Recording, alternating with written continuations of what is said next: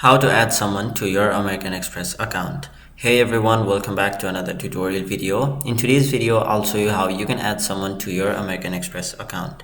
So to do that, first of all, go to the American Express website, which is americanexpress.com. After that, simply log into your account.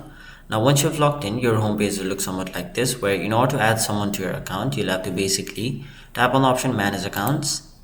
After that, go to the second option, which is Card Management, and then tap the third one, which is Add Someone to your account. Now you will be taken to this page where you will see details such as the supplementary card annual fee for the American Express Cobalt Card, which is my card right over here.